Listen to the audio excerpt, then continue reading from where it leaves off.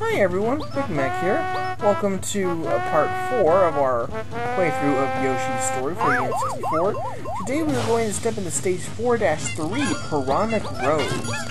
So, depending on when you may have actually stumbled upon this playlist, you might have noticed that this part 4 is coming after parts 5 and 6. The reason for that is because I had a major boo-boo, a major mistake when I was recording this video the very first time. As I've mentioned before, I intend to make it into every video such that I show every happy heart, even though I might not necessarily show every melon. I do intend to show where every happy heart is in each level, even the ones in World 6 where you don't actually need to find the happy hearts. However, unfortunately, after I had recorded my playthrough for this stage originally, 4-3, I came to realize that I had only found 2 of the happy hearts. So, ergo, I had to basically go start from scratch and do this all over again.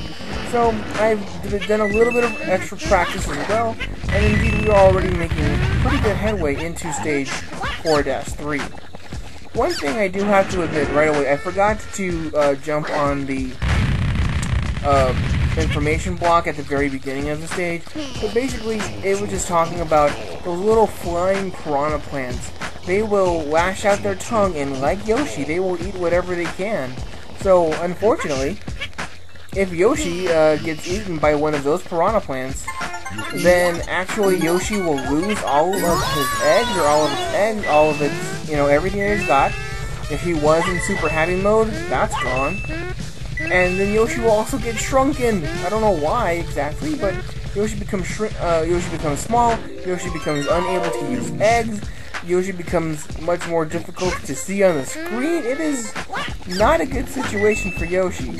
So when I see these little piranha plant things flying around, I try and get rid of them as quickly and as quickly as I possibly can, because I don't want to deal with them.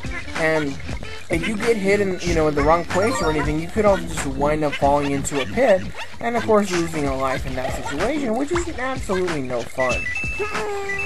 So, sorry if I am a little overly cautious when approaching these creatures, but I do not like them. Again, this, like I said before, this is my second time trying to record this particular stage. Oh, there's a melon we need to get. Whew, that was close. That was a very close one. That melon appears right after you destroy the piranha plant, and you're expected to go back to the right. Of course, I didn't right away, so that's why I was just falling and falling. However, here at this point, there's plenty of things to explore. You do have to be very careful with all the platforms that are coming around, so you have to make sure that you time your jumps carefully. Another thing is there are a lot of hidden melons in between the little pillars of rocks out here. So you guys will see that I don't remember where all of them are. I have a good idea where a lot of them are, but I don't remember exactly for sure. So I'll be sniffing around, trying different regions, and I honestly thought I had lost that melon because it popped and then nothing happened. But fortunately, it came right back for me. So that is an idea again. If there's a melon that you miss, you might be able to retrieve it if if it fell off into a pit or something. Admittedly, I think that this one right here is actually the hardest melon to get, if not one of the hardest at least.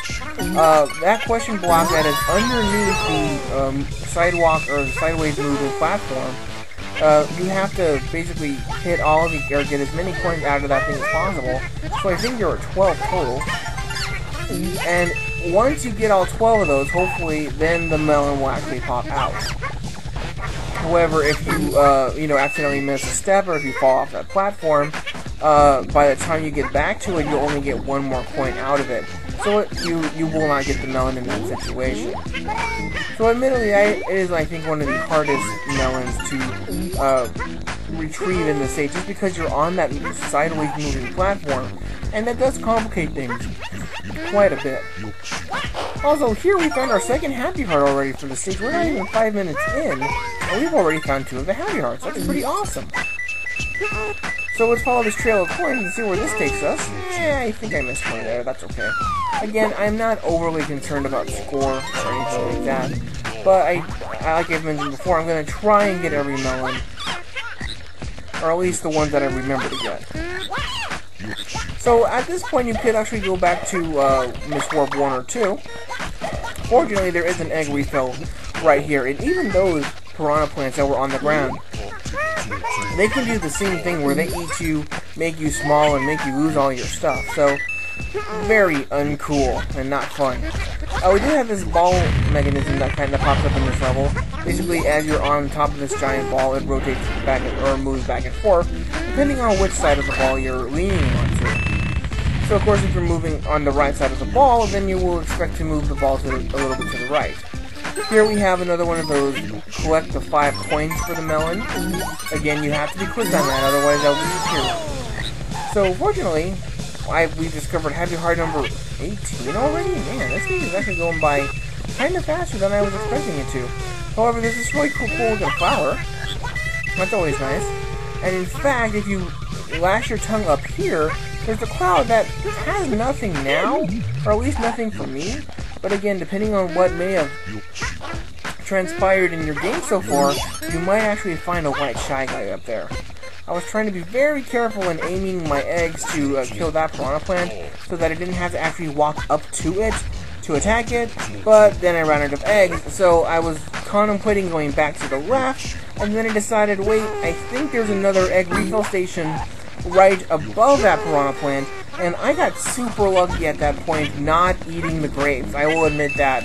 I totally got lucky on that part. So indeed, there are some eggs up here. I'd like to get the ones that were down there, but I don't really, it's a very dangerous, precarious situation because, again, that piranha plant can lick you up, spit you out, and then you're in a whole bunch of trouble. Especially since it sometimes seems to throw you in a random direction, especially if you get eaten by the ones that are just flying around in the air. So you're really at its whim where you're going to end up.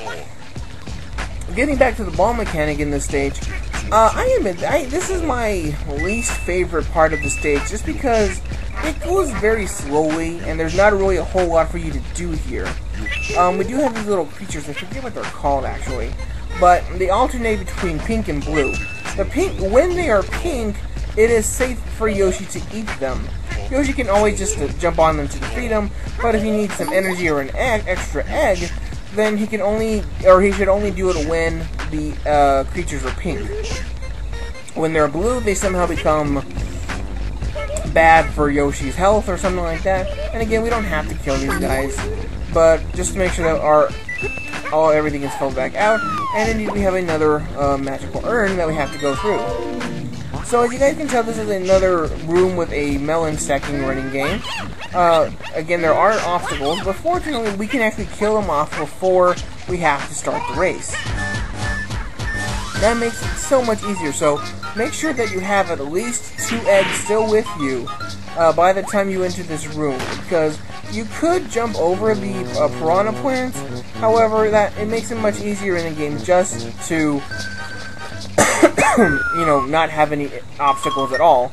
So of course you can get your full 7 melon count. It makes it super easy for you to find the little happy heart that pops up here. And indeed, we will learn our special letter for this stage is an E.